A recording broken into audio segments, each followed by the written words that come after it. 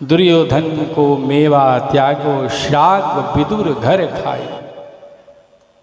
विदुर जी के यहाँ क्या नहीं किए। विदुर जी की आंखों में आंसू आ गए। हे नाथ, हे करुणा निधान, हे दीन दयाल,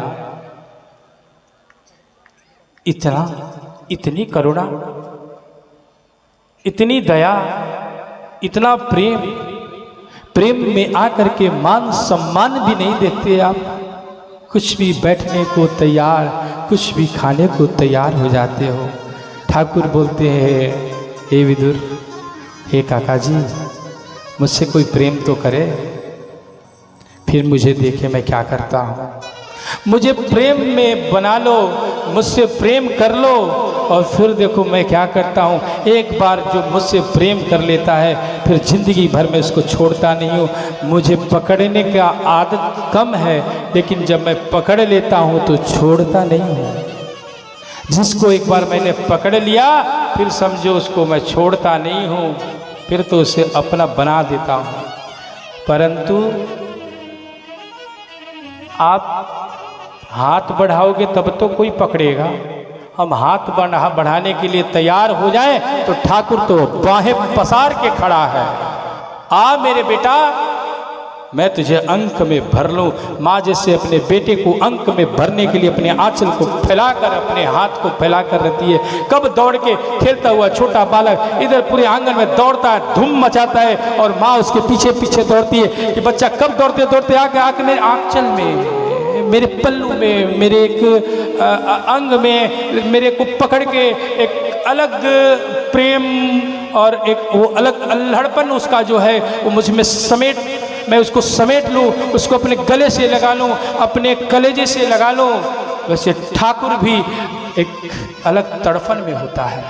कब ये संसारी दौड़ते मचलते संसार की आपाधापी से भागते भागते कब मेरे पास आए, और कब मैं इसे पकड़ करके अपनी गोद में भर लूं। पर हम कहाँ उस ठाकुर की तरफ जा रहे हैं। हम तो एक अलग धुंध में दौड़ रहे हैं, एक अलग दुनिया में दौड़ रहे हैं, विषयानंद में सो रहे हैं, विषयों को भोग रहे हैं, जगत के वैभव संसार के सुखों को भोगते भोगते हम उसी को अपना मान बैठे हैं, उसी में दौड़ रहे हैं। ठाकुर की तरफ देखते कहाँ हैं। राधा रमण लाल तो ऐसे कहते, मेरे तरफ एक बार देख। और सत्य बोले, आप लोग में कोई वृंदावन गया हो, पता नहीं आज वाले में कितने गए हैं। अगर गए हैं, कोई राधा रमण लाल की झांकी देख ले तो एक बार जो उनको देख ले उनका दीवाना हो जाता है। कैसी झांकी है उनकी जानते हैं? तो भगवान की झांकी ऐसी है कि उनकी झांकी को देख करके जब राधा रमण लाल वृंदावन के विंचियों में विचरण करते हुए जाते हैं, तो भगवान के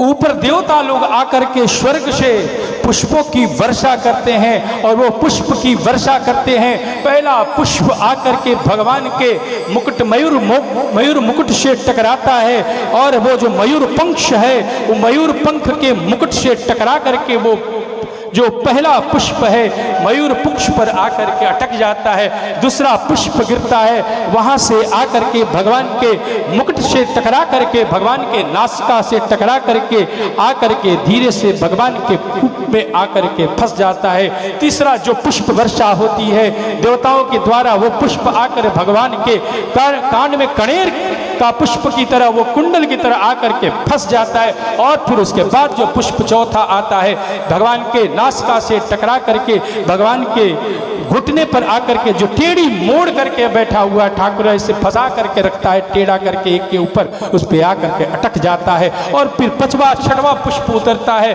और ऊपर से जो वो पुष्प गिरता है आकर भगवान के कमरे में पाश बंद जो बांध कर रखे हैं उस पास बंद में आकर के फंस जाता है। और फिर ऊपर से जो पुष्प गिरता है आठवां, भगवान के अधरों से आकर के भगवान के चरण में जा करके, और चरण से उड़ करके और फिर सामने धरा पर गिरता है, और उस धरा से जो धूल उड़ती है, वो धूल उड़ करके भगवान के ऊपर जो पसीना है उस पे आकर के बिखर जाता है। फिर उस राधा रमण के लाल की एक अलग झांकी, एक अलग छटा, जिसका आपने दर्शन कर लिया, फिर जिंदगी भर आप उसके दीवाने हो जाएंगे।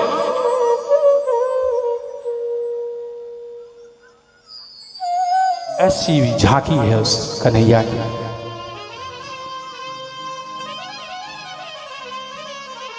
और बंधुओं, प्रेम में सब कुछ करने को तैयार है। विदुर जी प्रसन्न हैं। महाभारत युद्ध के समय विदुर जी ने घर को छोड़ा, राज्य को छोड़ करके तीर्थ यात्रा को गए। एक दिन घूमते घूमते विदुर जी का उद्धव जी से सम्मिलन हुआ। उद्धव जी को देखकर विदुर जी ने प्रणाम किया। उस समय उद्धव जी भी विदुर जी को देखकर प्रणाम किया। जो दो संत जब आपस में मिलते हैं तो संत जो दो मिल जाए तो फिर बात क्या, दो मिले तो फिर दो संत मिल जाए, जो हरि मिल जाए, जो हर मिल जाए तो अलग एक आनंद। दो मिले, चार मिले, 64 मिले और बिहसे अंग विशेष। अब पूरी लाइन ध्यान से उतर गई है, आ नहीं रही है। चार मिले, भाव आ रहे हैं पर लाइन थोड़ी सी विस्मरण हो रही है। चार मिले 64 किले। चार मिले मैंने दो नैना सामने वाले की। चार मिले 64 किले, 32 चार मिले 64 किले, 20 रहे करजोर। 10 इनके और 10 उनके, 20 रहे करजोर। हरि से हरिजन से हरिजन मिले तो 20 लाख करोड़। जब हरिजन से हरिजन मिल जाता है, हरिजन मतलब भगवान का जो जन है, भगवान का जो हरि का जो जन है, वो हरि का जन। और जब हरि से मिलता, हरिजन से मिलता है, हरिजन से हरिजन मिले तो 20 लाख करोड़। ये लाखों करोड़ जो रोम है वो प्रसन्न हो जाते हैं, प्रसन्न होकर के खिल जाते हैं। हरिजन से हरिजन मिले तो 20 लाख करोड़। दोनों प्रश्न उद्धव जी से प्रश्न किया विदुर जी ने। ये उद्धव जी, आपका मिलना ऐसे लग रहा है जैसे ठाकुर जी मिल गए। आप उनके परम मित्र हैं, बताइए ठाकुर का हाल क्या है, कैसे हैं वो। उद्धव जी कहते हैं, आंखों को खींचकर मन को स्थिर करके आज उद्धव जी विदुर जी से कह रहे हैं। विदुर जी ने प्रश्नों की बौछार कर दी। मेरा कन्हैया कैसा है, द्वारिका में सब सही है ना, उनके पुत्र कैसे हैं, उनका सब कुछ सही चल रहा है, परिवार कैसा है, माता रुक्मिणी, सत्यभामा, जामवंती और बहुत सारी पटरानियाँ, 16,108 जो उनकी अपनी निज पटरानियाँ हैं, वो सब सही हैं, सलामत है ना। उनके पुत्र अनिरुद्ध, प्रद्युम्न आदि बेटे पोते सब सही है ना। क्या उनके राज्य में सब कुछ सकुशल है ना, और भगवान आनंद से तो है ना, कैसे हैं। उद्धव जी ने अपने आप को संभाला और संभाल के कह रहे, क्या कहूं विदुर जी, आप जिनके बारे में पूछ रहे हैं उन्होंने अपने इस धराधाम पर आकर के पूरी लीला को संपूर्ण करके, अपनी लीलाओं को समावरण करके इस स्थान को छोड़ के, धराधाम को छोड़ के अपने निज धाम को वो पधार गए हैं, निज धाम को चले गए हैं। इसलिए धरती उस ठाकुर के बिना, वो द्वारिका भी उस ठाकुर के बिना बेकार है, जल में निमग्न हो गई है। उद्धव की बात सुनकर विदुर जी फफक के रोने लगे। हा नाथ, हे करुणा निधान, हे ठाकुर, हे श्याम सुंदर, आप चले गए और मैं आपको अंतिम समय प्रणाम भी नहीं कर सका। मुझ दास के ऊपर आपने इतनी बड़ी कृपा की थी, क्या अंतिम समय में मैं आपको देख भी नहीं सकता था, आपका दर्शन प्राप्त नहीं कर सकता था, आपसे मिल भी नहीं सकता था। रोने लगे विदुर जी। उसी समय उद्धव जी ने संभाला उनको और कहा, धन्य है विदुर, आपके जैसा भक्त भगवान को कभी कभी मिलता है। जब दुनिया को लोग छोड़ते हैं तो भगवान को याद करते हैं, पर भगवान जब इस धराधाम को छोड़ रहे थे उस समय भगवान जानते हैं किसको याद कर रहे थे। भगवान जब इस धराधाम को छोड़ के जा रहे थे उस समय भगवान ने अपने वाणी से कहा था मुझसे, हे उद्धव, मैं सबसे मिला, सबको कुछ ना कुछ दिया, सबकी कामनाओं को की पूर्ति करी, पर मेरा एक भक्त ऐसा है जिसको मैंने जीवन में कुछ भी नहीं दिया। और मैं अंतिम समय में इस धराधाम को जो छोड़ के जा रहा हूं, तो मेरे मन में एक अलग कुछ ऐसा है, ऐसा दुख है कि मेरे सामने वो नहीं है जिसको मैं कुछ देना चाहता था। हाँ पर विदुर, हाँ उद्धव, पर विदुर कहीं मिल जाए तो उसको कहना भगवान जाते समय तुमको याद कर रहे थे। उद्धव जी कहते हैं विदुर, तुम जैसा धनी कोई है क्या? इस संसार का कौन है जो तुम जैसा धनी है? जो ठाकुर मर्यादा पुरुषोत्तम, जो ठाकुर अनंत ब्रह्मांड नायक इस धरा धाम को छोड़ के जा रहा था, वो जाते जाते तुझे याद करके गया और तुझे कुछ देने के लिए मुझे दे गया। विदुर जी बोले क्या दिया?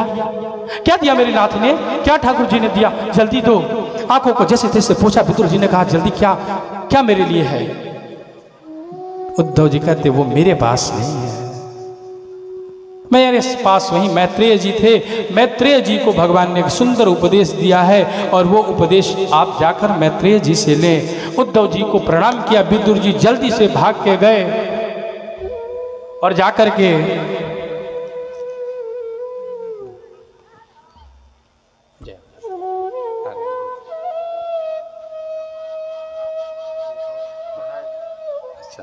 जय मंगल हो।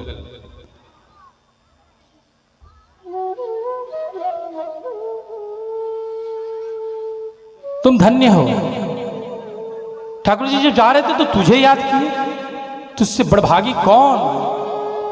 प्रणाम करके वहां से मैत्रेय ऋषि से मिलने के लिए उद्धव जी आए और उद्धव जी का और मैत्रेय ऋषि से मिलन हुआ और मैत्रेय ऋषि को प्रणाम किया। प्रणाम करके बैठे और बैठ करके प्रश्न पूछ दिया। क्या कहा मेरे लिए? तो मैत्रेय जी प्रसन्न होकर कहते हैं कि हे विदुर, तुम बड़भागी इसलिए हो कि तुम कोई साधारण जीव नहीं हो। पूर्व जन्म में तुम धर्म थे, तुम धर्मराज थे। श्राप से तुमको ये शरीर मिला है और पूर्व की कथा सुनाए। धर्म विदुर जी की पूर्व की कथा जानते हैं क्या है? पूर्व में एक मांडव्य ऋषि थे और मांडव्य ऋषि बड़े ही भगवान का तप जप करते थे। एक दिन जिस राज्य में वो रहते थे उस राज्य के राजा के यहाँ चोरी हुआ। चोरों ने धन चुरा करके आकर मांडव्य ऋषि के आश्रम में छिपा दिया और सिपाही जो मांडव्य ऋषि को ही चोर समझ के राजा के सामने ले गए। राजा ने मांडव्य को फांसी की सजा सुना दी। मांडव्य को फांसी हो रही थी और जल्लादों ने फांसी देना चालू किया, पर वो फांस मांडव्य को पकड़ नहीं पा रहा था। जल्लाद आश्चर्य से भरे हुए राजा के पास गए।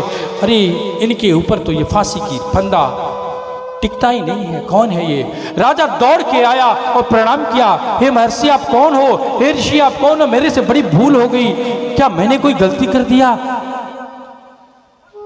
मांडव्य ने कहा नहीं, तुम्हारी कोई गलती नहीं। गलती उस धर्मराज की है जिसने मुझे इस फांसी के फंदे तक पहुंचाया। मैंने जीवन में कुछ गलत नहीं किया, फिर मुझे इस फांसी के फंदे को क्यों स्वीकार करना पड़ा?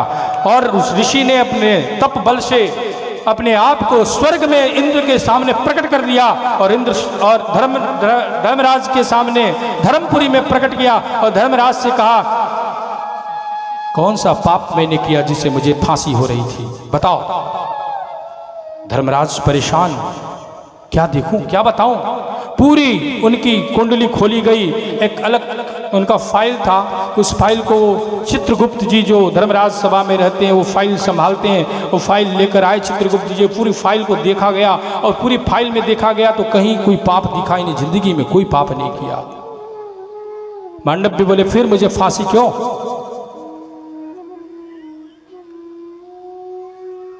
मैंने कोई पाप नहीं किया, फिर फांसी? पन्ना पलटते पलटते एक जगह दिख गया कि 5 वर्ष के मांडव्य ऋषि ने उड़ते हुए फतिंगे के पंख को तोड़ करके और उसे खेल खेल में बाहर फेंक दिया था और पतिंगा मर गया था। दिखाए ये थी आपकी गलती। इस गलती की ये सजा है। वहाँ धर्मराज की सभा में छोटी सी छोटी गलती भी नोट होती है भैया। वहाँ का कंप्यूटर आज की कंप्यूटर की तरह नहीं है कि कुछ भी डिलीट हो जाए। वहाँ डिलीट बटन ही नहीं लगाया गया। वहाँ डिलीट नामक कोई बटन नहीं है। जो आप करते हो सब एंट्री हो जाता है और पूरी की पूरी फाइल बन के तैयार है आपकी। वो सब कुछ आपको मिलेगा जो आपने किया है।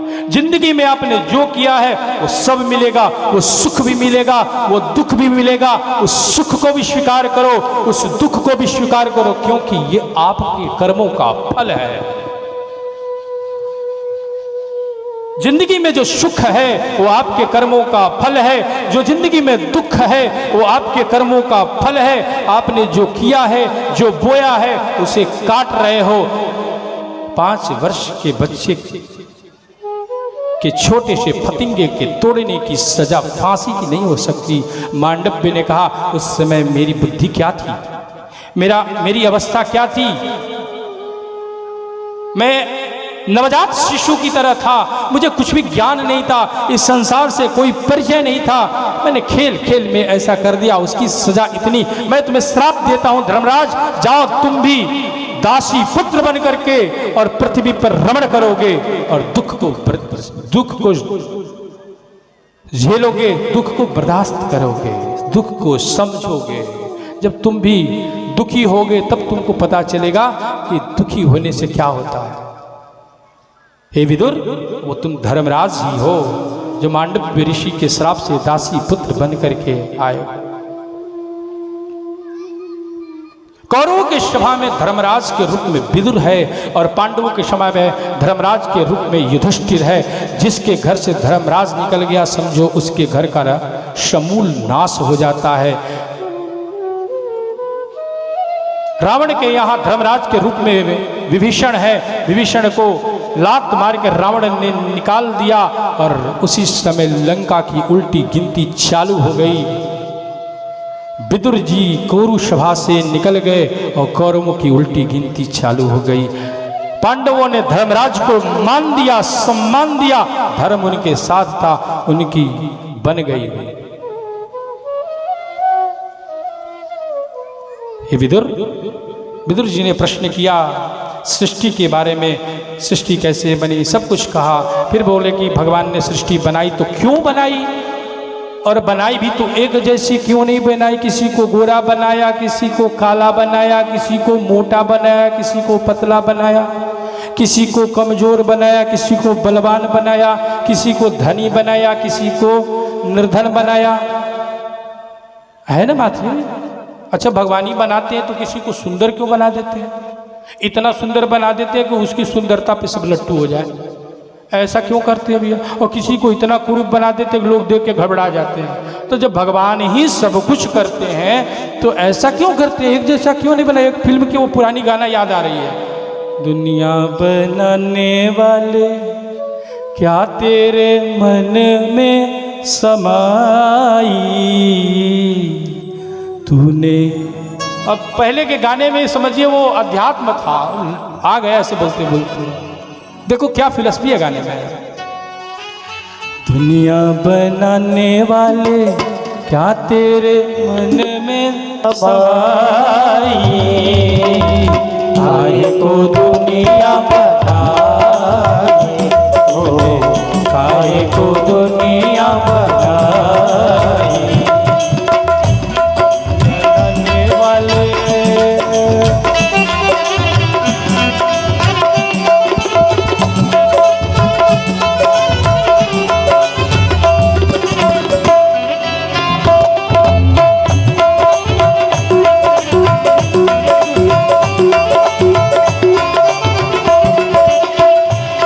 बनाए तूने पुतले उजले, काहे बनाए तूने पुतले उजले,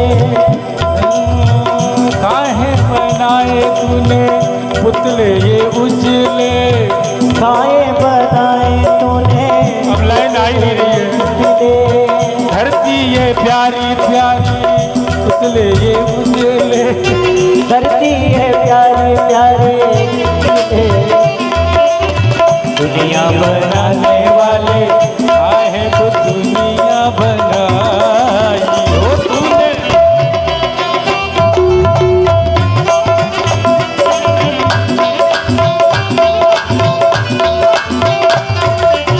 क्या तेरे मन में समाया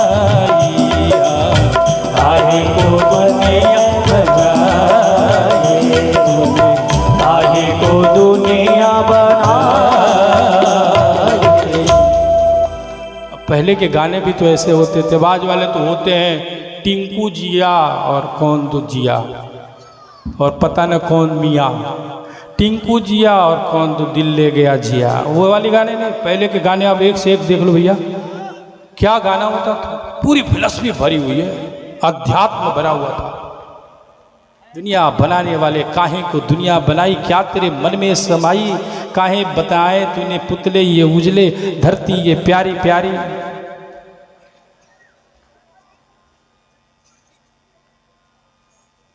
तो विदुर जी ने प्रश्न किया, भगवान ने बनाई दुनिया तो एक जैसी क्यों नहीं बनाई, अलग अलग क्यों बना दी। मैत्रेय जी कहते हैं, देखो हे विदुर, अलग अलग इसलिए बनाई, भगवान का स्वभाव है दुनिया बनाना।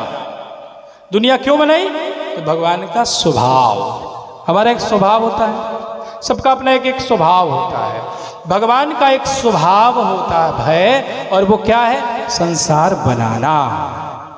भगवान अकेले होते हैं और जो अकेले होते हैं तो मन करता है कि मैं थोड़ा एको हम बहुश्यामी, मैं एक हूँ बहुत हो जाऊं, तो ये संसार बना देते हैं उसी समय।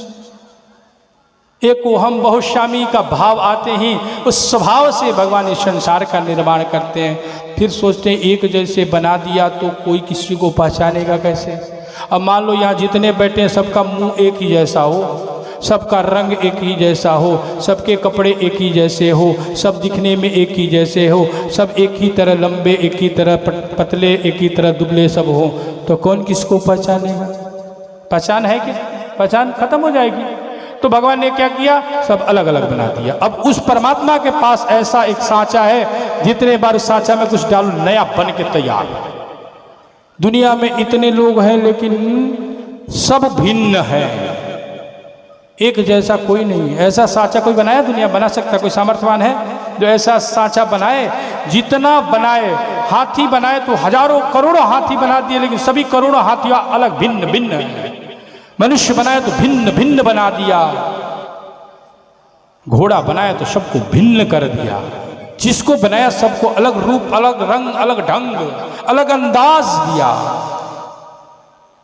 किसी को एक जैसा नहीं बनाया। क्यों? क्योंकि सबकी पहचान है, पहचान मिट जाएगी, सब एक जैसे हो जाएंगे। तो इसलिए भगवान ने दुनिया बनाने वाले का तेरे मन में समाई, और काहे को दुनिया बनाई, काहे बनाए अलग अलग पुतले, तो इसलिए अलग बनाएगा सबकी पहचान हो।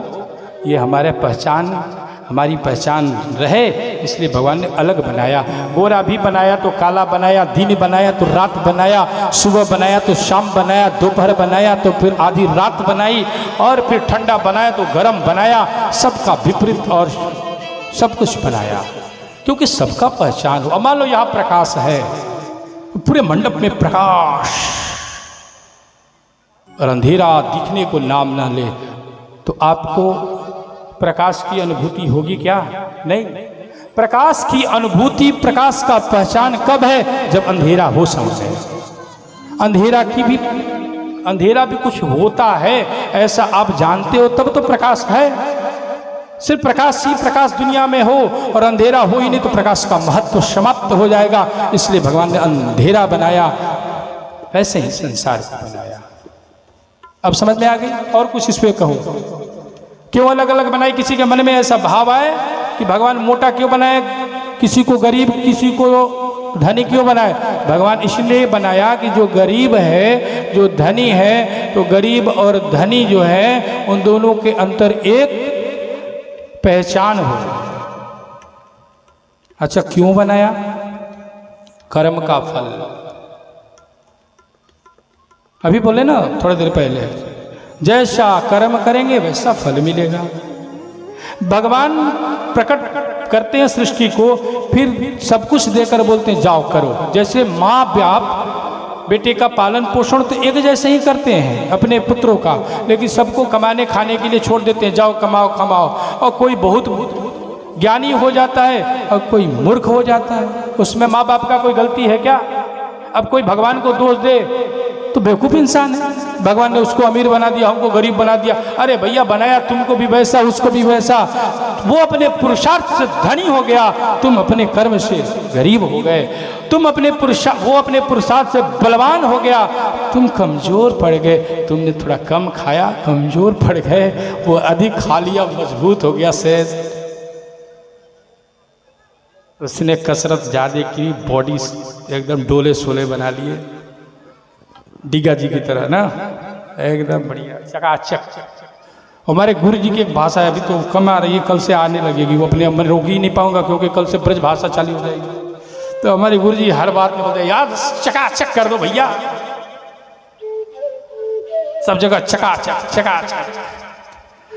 अब डोले शोले कौन बनाएगा? जो जिम करेगा, जो मेहनत करेगा, जो कुदाल चलाएगा, जो खेती करेगा, जो परिश्रम करेगा, उसके डोले शोले बनेंगे। एसी में सोने वाले का डोले शोले कहाँ बनेगा? बेकार।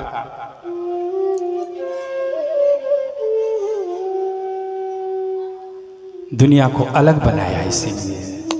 विदुर जी प्रश्न करते हैं चौथे स्कंद के अंदर कि आप ये बताइए,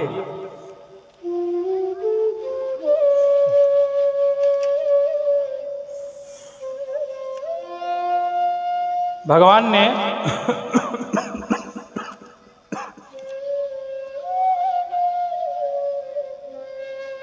सृष्टि बनाई तो सबसे पहले क्या बनाई?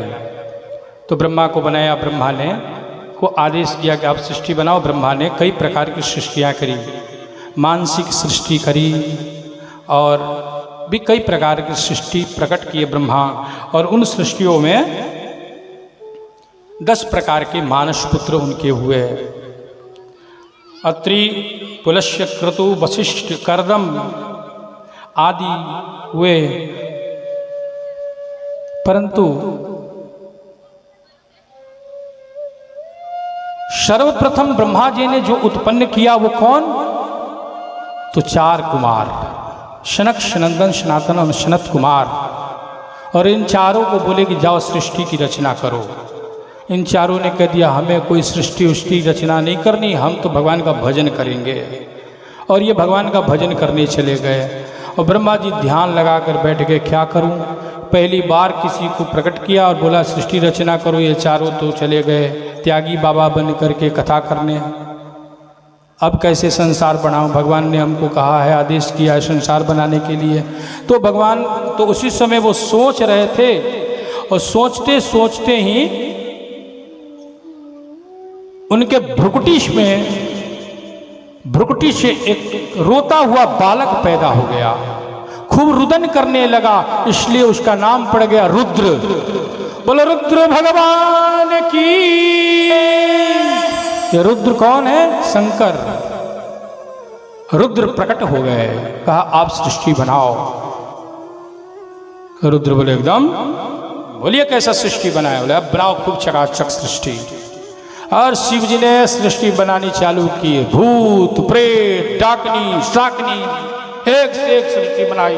ब्रह्मा जी देखने गए, एक दिन देखूं तो बेटा कैसा फैक्ट्री लगाया, क्या प्रोडक्ट बना रहा है उसमें। अब ब्रह्मा जी गए फैक्ट्री देखने बेटा का, और जो फैक्ट्री का प्रोडक्ट देखा बोले बस बस बस ये फैक्ट्री बंद कर दो, ये व्यापार आज से ताला मारो इसमें, नहीं तो ये प्रोडक्ट अगर बाजार में जाएगा तो बाजार में कोई बचेगा नहीं। इस प्रोडक्ट को तो बंद कर दो भैया, भूत प्रेत वाला काम नहीं, ये सृष्टि नहीं बनानी है। बोले हमको तो यही आता था। अब आपने कहा तो जो आता था वो मैंने बनाया। तो ब्रह्मा बोले रहने दीजिए, अब आप अपनी बंद करिए ये फैक्ट्री। बोले बढ़िया है, हम तो यही चाहते थे, आपने लगा दिया था काम, हम तो चाहते थे भगवान को भजें और आपने कह दिया फैक्ट्री लगाओ तो लगाए थे। चलो अच्छा हो गया, झंझट छूट गया। ब्रह्मा ध्यान में बैठे, क्या करूं? उसी समय ब्रह्मा को कुछ भी समझ में नहीं आया, तो ब्रह्मदेव ने अपने शरीर को दो भाग में किया, एक पुरुष और एक स्त्री बनाया, और पुरुष और स्त्री का नाम मनु और शतरूपा रखा। कहा तुम सृष्टि बनाओ। मनु शतरूपा ने सृष्टि बनाने के लिए पृथ्वी के बारे में पूछा, पृथ्वी कहाँ है जहाँ सृष्टि की रचना करें हम। पृथ्वी को तो हिरण्याक्ष पताल में लेके चला गया था। उसी समय भगवान की कृपा से ब्रह्मा के नासिका से भगवान स्वयं आज प्रकट हो रहे हैं। भगवान वराह रूप में शुकर रूप धारण करके ब्रह्मा के नासिका से एक ही छिक में प्रकट हुए। अंगूठे भर के छोटे से भगवान वराह उस नासिका से निकले और निकलते ही देखते देखते इतने विशाल हो गए, इतना विशाल शरीर हो गया उनका। एक ऊपर का मस्तक तो जैसे स्वर्ग लोक को ब्रह्मलोक को छू रहा था, नीचे रसातल को छू रहा था, ऐसा विशाल शरीर हो गया उनका। और ब्रह्मदेव ने कहा पृथ्वी को रसातल में लेके चला गया है हिरण्याक्ष, आप ला के दे दो, इस पर सृष्टि की रचना हो हे नाथ। उसी समय ईश्वरा भगवान ने जल में छलांग लगाया, और जो ही जल में छलांग लगाया, छलांग लगाते ही जल को दो भाग में फाड़ दिया और जल उठ करके ऊपर के लोक को चला गया। भगवान वाराह नीचे गए और जा करके पृथ्वी को अपने नख पर, शुक्र का नख था उस पर पृथ्वी को रखा और ले करके चले। पीछे से हिरण्याक्ष खिलाया, ठहरो, कहाँ जा रहे हो ग्राम, ए शुकर, ए शुअर, कहाँ जा रहा है तुम, पहले मेरे से लड़ फिर इसको ले जाना। और भगवान आगे ले रहे हैं, पीछे पीछे वो दौड़ाया है गदा घुमाते, रुक जा, ठहर जा। भगवान आगे पृथ्वी को रख कर पीछे घूम के बोले, क्या बोला, सुअर, हाँ मैं सुअर हूं, पर तुम ग्राम सिंह है। ग्राम सिंह कौन है जानते हैं आप लोग? ग्राम सिंह कौन होता है? गांव का सिंह कौन है? कुत्ता, नहीं जानते? गांव का सिंह कुत्ता, ग्राम सिंह। हे ग्राम सिंह, बोल, क्या बोल रहा था, इतना जो चिल्ला रहा था, अब बोल। तो बोला मेरे से लड़ो, मेरे बदन में खुजली हो रही है लड़ने भिड़ने की। नारद से मैंने कहा था मुझे लड़ना है, नारद ने ही कहा था कि शुक्र रूप धारण करके आएगा वो, उसे लड़ना, आप मेरे से लड़। अब भगवान वराह और इसके बीच में, हिरण्याक्ष के बीच में युद्ध हुआ, खूब घना घोर युद्ध हुआ, गदा का प्रहार। पहली बार किसी ने गदा चलाया भगवान के ऊपर, और भगवान के हाथ से गदा निकल के छूट के बाहर चली गई, और घुमा के गदा का प्रहार किया भगवान के ऊपर हिरण्याक्ष ने। भगवान ने पलटा और देखा हिरण्याक्ष का चेहरा खुशी से एकदम प्रसन्न हो गया, आहा मैंने मारा यार, क्या घुमा के गदा मारी इसको, एकदम शुक्र को। और खुश होकर के एकदम भगवान के ऊपर झपटाई कि भगवान बोले अच्छा, अब तक तो मैं टेलर दिखा रहा था खेल, अब फिल्म चालू करता हूं। भगवान ने पकड़ा उसको और जोर का एक चमाटा मारा, गिर के धराशायी धड़ाम, खून का उल्टी कर दिया और प्राणांत हो गया। बोलो वराह भगवान की जय। और आगे फिर कहते हैं उसी हिरण्याक्ष का भाई हुआ हिरण्यकश्यपु।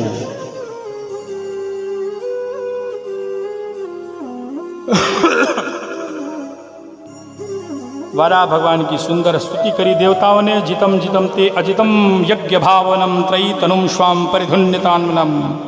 हे जितम जितम ते अजितम यज्ञ भावन, हे यज्ञ भावन भगवान। और उसी समय भगवान वाराह ने जो अपने शरीर को ऐसे झंझोड़ा और उनके रोम से जो निकला वही कुश है। कुश जानते हैं आप लोग ना? कुश जो पतलों की तरह होता है, हम लोग की भाषा में जो श्राद्ध आदि में प्रयोग किया जाता है उसको कुश बोलते हैं। वो कुश भगवान के रोम से निकले, इसलिए वो पवित्र हैं, कभी भी अपवित्र नहीं होते हैं। और भगवान वाराह के रोम से कुश उत्पन्न हुआ। और उसके बाद दीति का एक बार जय और विजय वैकुंठ गए भगवान का दर्शन करने। वहाँ भगवान के पार्षद शनक सनंदन सनातन कुमार गए वैकुंठ दर्शन करने। भगवान के दो पार्षद है जय और विजय रोक दिया। जय और विजय जब रोके तो शनकादि कुमारों ने उसको कहा कि अंदर जाने दो, हम भगवान से मिलने आए हैं। वैकुंठ में भगवान का लक्ष्मी नारायण का दर्शन करने आए हैं। आप लोग चिंता नहीं करिए, 4 घंटे में ही विवाह होगा।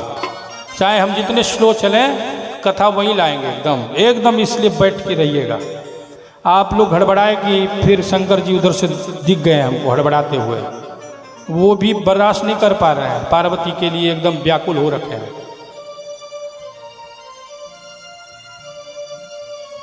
तो अभी 4 घंटा हुआ नहीं है कथा, तो हम शहर में भी 5 घंटा करते हैं महाराज, गांव में तो 7-7 घंटा कथा करने का सामर्थ्य रखते हैं। तो गांव के लोग को तो 7 घंटा सुनो आनंद से, भैया क्या यहाँ पे कोई भागा भागी है। शहर वाले को तो भागा भागी रहती है, आप लोग आनंद से सुनो कथा। अरे आपके लिए कोई इतनी बढ़िया व्यवस्था करी, मेरे लिए तो वो भी व्यवस्था है। हाँ, जब पैर थक जाए तो पैर लंबा कर लो, कितनी सुंदर व्यवस्था कर रखे है भाई समिति वाले लोग। इतना बड़ा पंडाल बना दिया है भाई, हाथ पैर थक जाए तो हाथ को फैला लो, शरीर को ऐसे कर लो, पैर को फैला लो, पैर को समेट लो। यहाँ बैठा हुआ आदमी कहाँ समेटेगा। आपके लिए बढ़िया व्यवस्था है, हाथ पैर खड़ा भी हो एक बार बैठ लो, कथा तो सुनो।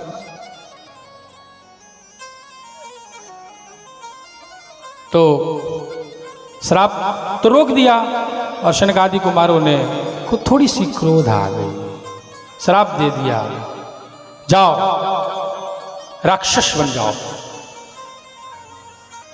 राक्षस कुल में उत्पन्न हो जाओ। अब उधर से दौड़ करके भगवान आए और आकर बोले, ओ हो शनकादियों आपने क्या कर दिया। ए तो पार्षदो मह्यम जय विजय नामते, ये मेरे परम पार्षद जय और विजय हैं, इनको आपने श्राप दे दिया। भगवान तो चाहते थे ऐसा श्राप लगे इनको, क्यों? क्योंकि एक बार लक्ष्मी जी आ रही थी वैकुंठ में, तो ये जय और विजय दरवाजे पे खड़े थे, रोक दिया लक्ष्मी को। लक्ष्मी जी जाकर नारायण को बोली कि देखिए आपके जो 2 पार्षद है ना, इनका मन बहुत बढ़ गया है, किसी को रोक के कुछ भी पूछने लगते हैं। मुझे अटका दिया था रास्ते दरवाजे पे 10 मिनट। भगवान बोले ठहरिए, चिंता मत करिए, समय आने वाला है इनका भी। ये जो गेट कीपर होते हैं ना, बड़े बड़े मंत्रियों के पीए जिनको आप लोग बोलते हैं या गेट कीपर, उनके अंदर कितना घमंड होता है। कोई काम लेके जाओ तो उनको लगता हम ही पीएम हैं, पहले मेरी खुशामद करो, जेब भरो, तब तो बात आगे बढ़ने देंगे। मेरा जेब नहीं भरोगे, गर्म नहीं करोगे तो अंदर बात नहीं जाने देंगे। तो ये तो मंत्रियों के पीए हैं। अब वहाँ ब्रह्मांड नायक के वो दोनों द्वारपाल, तो उनको कितना घमंड होगा आप सोचो। शनकादियों को रोका, शनकादियों ने श्राप दे दिया। फिर भगवान बोले छोड़ दीजिए, ये मेरे परम पार्षद हैं, मेरे अनन्य भक्त हैं। शनकादियों ने कहा अब तो श्राप लग गया तो भोगना तो पड़ेगा। तो बोले क्या करें? बोले अच्छा पूछे तुम लोग क्या चाहते हो? बोले जल्दी से जल्दी श्राप से मुक्त होना चाहते हैं। शनकादियों ने कहा ठीक है, श्राप से मुक्त होने का 2 मार्ग है। पहला मार्ग भगवान का भजन करना, दूसरा मार्ग भगवान से दुश्मनी करना। क्या करोगे बोलो? तो जय विजय ने कहा दोनों में फर्क क्या है ये समझाइए। दुश्मनी करने से कैसे हम लौट जाएंगे और भजन करने से कैसे लौटेंगे और कितने दिन में लौटेंगे? आप लोग भजन करना चाहते हो कि भगवान से दुश्मनी? हाथ उठाओ, भजन वाले हाथ उठाओ। कौन कौन भजन करना चाहता है? तो 7 जन्म लेना पड़ेगा, भगवान मिलेंगे। अब उठाओ, कौन कौन दुश्मनी करना चाहता है भगवान से? देखो उधर पीछे वाले 2-3 है, इधर भी है। तो दुश्मनी वाले को 3 जन्म में मिल जाएंगे। बोलो आप दुश्मन बनना चाहते हो कि भक्त बनना चाहते हो? जय विजय ने यहाँ कहा कि अगर आप भगवान का भक्ति करोगे, भजन करोगे तो 7 जन्म लेना पड़ेगा और दुश्मन बन जाओगे तो 3 जन्म में आ जाओगे। बोले ये कैसे, ये कौन सा चमत्कार? बोले दुश्मन बनोगे तो दिन रात चिंतन करोगे, दिन रात भजोगे दुश्मन को। दुश्मन दिन रात याद करता क्या कर रहा होगा, कौन सी प्लानिंग है, अभी क्या कर रहा होगा, कहाँ होगा, किधर होगा, पता लगाओ, कौन सी योजना उसकी चल रही है। दिन रात उसी में परेशान रहता है। दुश्मनी जब होती है तो दिन रात उसका ही माला जपते रहता है। और जब भक्त होते हैं, काम बन गया, कामना पूर्ण होगी तो ठाकुर जी के पास कौन जाता है। एक बार बेटे के लिए जाके कामना किया, बेटा मिल गया, फिर भगवान क्या काम के, तब तो बेटा ही सब कुछ हो जाता है। धन मिल गया तो भगवान किस काम के। तो दुश्मनी करोगे तो जल्दी आ जाओगे, और भक्त बनोगे तो देर लगेगा। अब ये बात भी थोड़ी समझनी पड़ेगी ना। अब हम इतने में छोड़ देंगे तो आप लोग बोलेंगे क्या बोल के चले गए, हम लोग दुश्मनी करें क्या काली मैया से। बोले नहीं, भगवान का एक स्वभाव है। क्या स्वभाव है? भगवान बोलते मुझे याद कर, कितना, जितना अधिक से अधिक, जिस भाव से भजेगा उसी भाव से मैं मिलने को तैयार हूं। दुश्मन बना के भजेगा, दुश्मन बन के आऊंगा और तेरे सामने खड़ा हो जाऊंगा। भक्त बन करके भजेगा, भगवान बन करके आऊंगा, तेरे सामने खड़ा हो जाऊंगा। पर याद कौन कितना कर रहा ये निर्भर है। तो दुश्मन ज्यादा याद करता है, भक्त कम याद करता है। दुश्मन ज्यादा याद करता है, इसलिए भगवान को जल्दी आना पड़ता है, जल्दी इसका काम तमाम करो भैया। और भगवान जिसके सामने आ जाए उसका तो कल्याण होना ही है पक्का, चाहे वो दुश्मन हो चाहे भक्त हो। इसलिए जितने भी भगवान के शत्रु हुए, भगवान जिनका जिनका उद्धार किए, सबको एकदम ऊपर अपने लोक को भेज दिए। जिनका वध भगवान के हाथों से हुआ, उनकी ज्योति निकल के शरीर से भगवान में समाहित हो गई। जैसे अग्नि का स्वभाव है, आप जानबूझ के हाथ डाल दोगे तो हाथ जल जाएगा, अनजाने में हाथ डाल दोगे तो भी हाथ जल जाएगा। ये अग्नि का स्वभाव है कि जाने और अनजाने में हाथ जाएगा तो भी जलेगा। वैसे भगवान का स्वभाव है, भक्त से बन के भजो या दुश्मन बन के भजो, भगवान को कोई फर्क नहीं पड़ता, क्योंकि भगवान ही सब में व्याप्त है।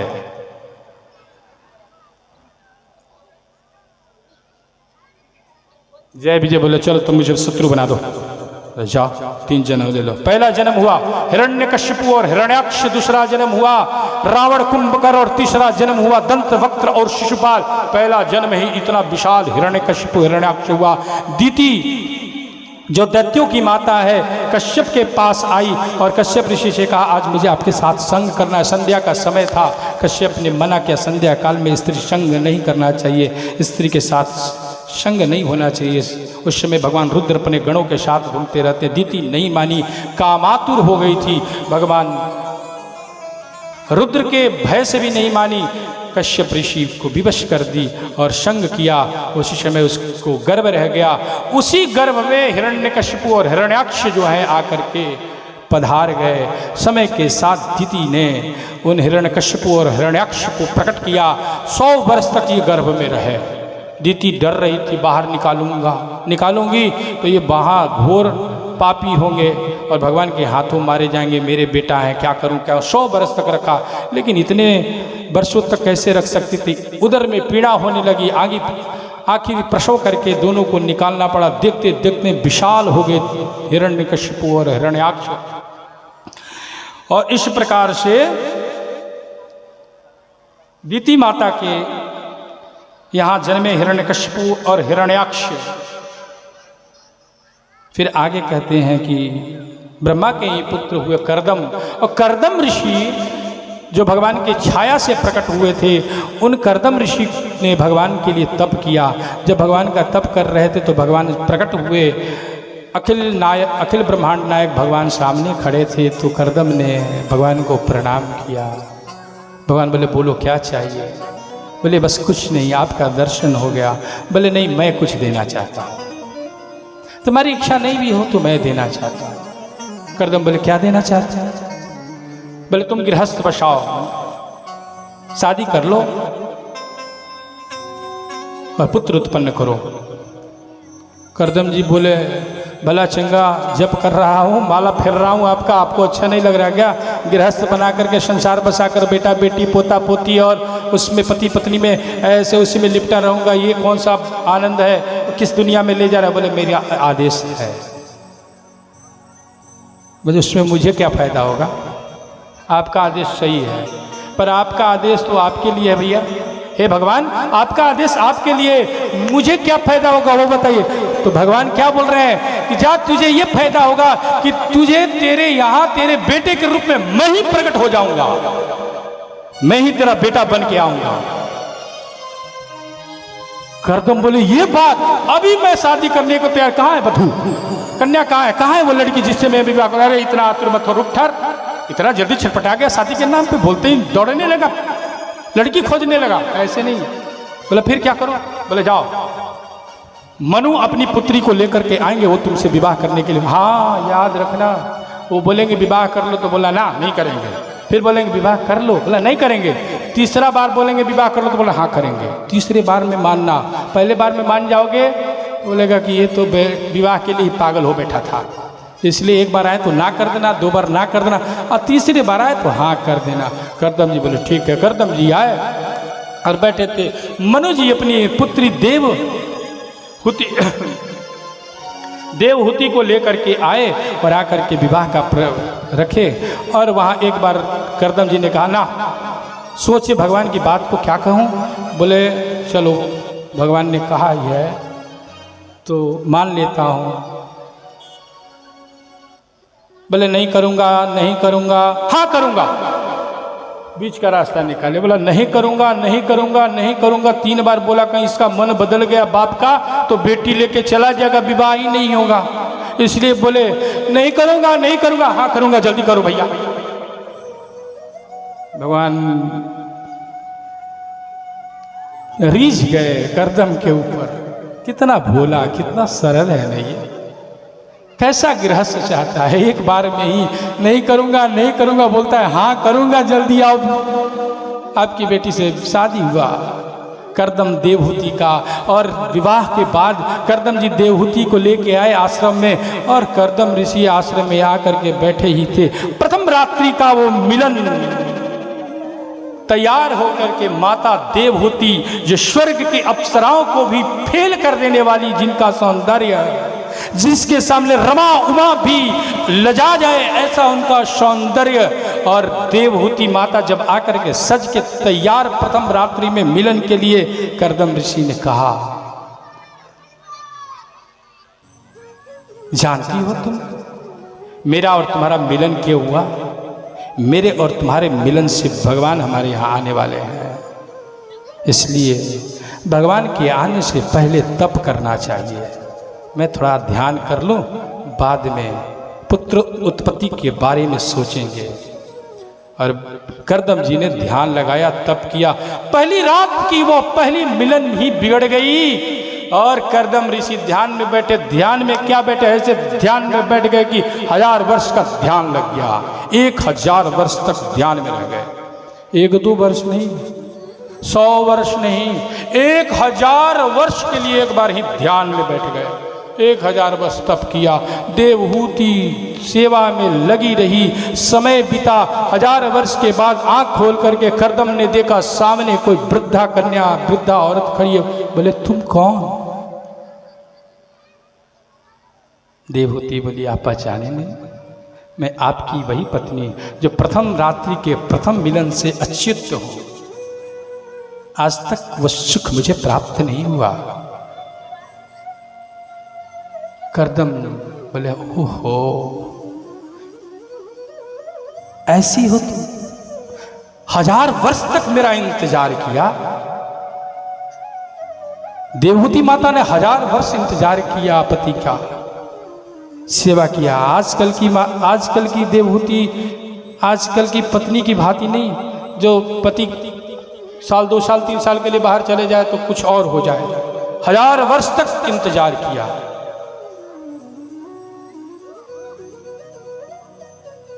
हजार वर्ष के इंतजार का फल भी तो 1000 वर्ष के समान होता है। करदम ऋषि ने कहा, जो करदम ऋषि उस समय बोले थे नहीं करूँगा, नहीं करूँगा, हाँ करूँगा, उस समय भगवान इतने प्रसन्न हुए थे कि उनके आँख से एक बिंदु गिरा था, उस बिंदु से एक सरोवर बन गया था, उसी का नाम था बिंदु सरोवर। उस बिंदु सरोवर में आज करदम ऋषि देवहूति को बोले जाओ स्नान कर लो।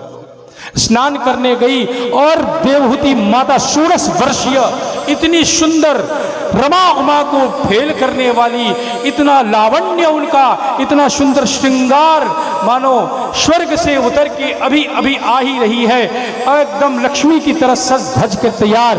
बोली हे स्वामी, मैं इतनी स्वस्थ सुंदर सौडल, आप बूढ़े अच्छे नहीं लग रहे, आप भी स्नान कर लें उसमें।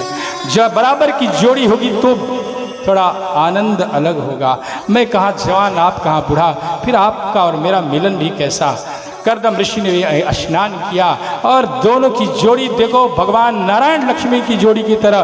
कर्दम ऋषि ने विमान का निर्माण कर दिया और विमान पे बैठ करके कर्दम और देवहूति माता ने भ्रमण किया, 9 पुत्रियों को जन्म दिया और 9 पुत्रियों के जन्म के बाद 10वें पुत्र को जन्म दिया और 10वां पुत्र कोई नहीं। बोलो कपिल देव भगवान की।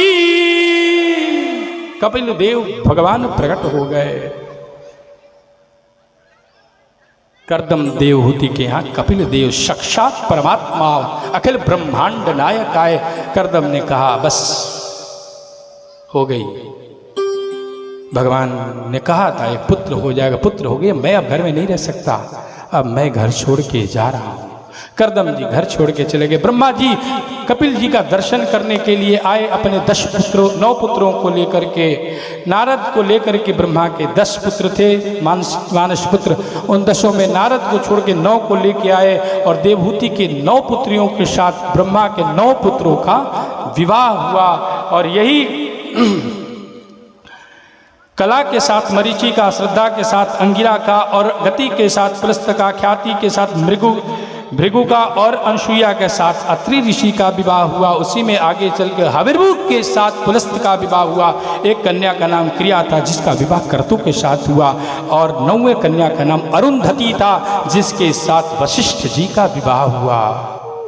गुरु वशिष्ठ दशरथ के जो गुरु हैं उनका विवाह अरुंधति के साथ हुआ।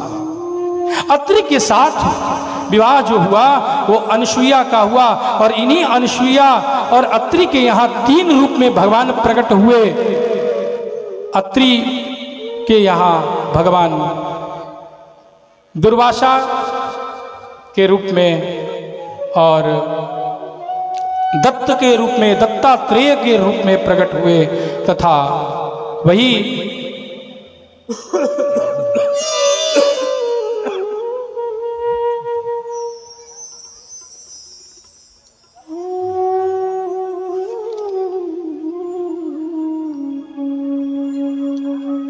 चंद्रमा के रूप में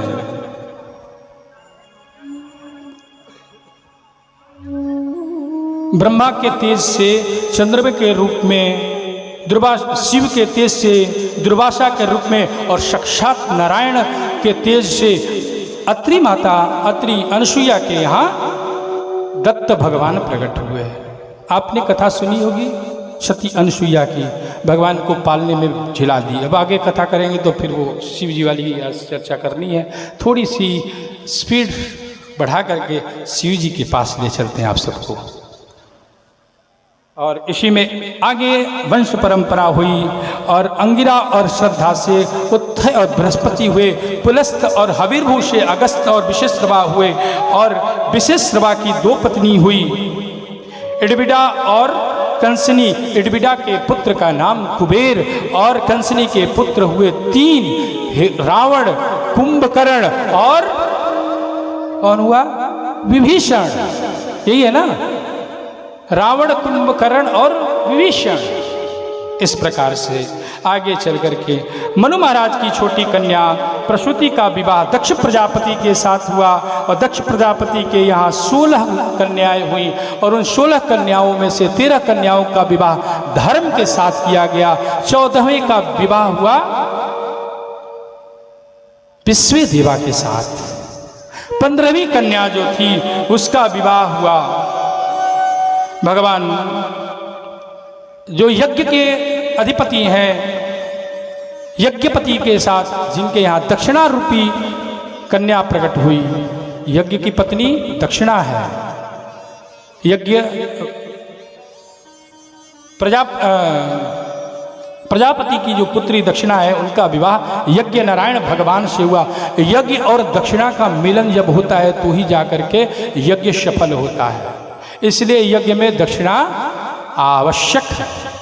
1 रुपया हो, 1 लाख हो, 1000 हो, 1 पैसा हो, यज्ञ की पत्नी दक्षिणा है, इसलिए यज्ञ में दक्षिणा, यज्ञ और दक्षिणा का मिलन ही यज्ञ को पूर्ण करता है।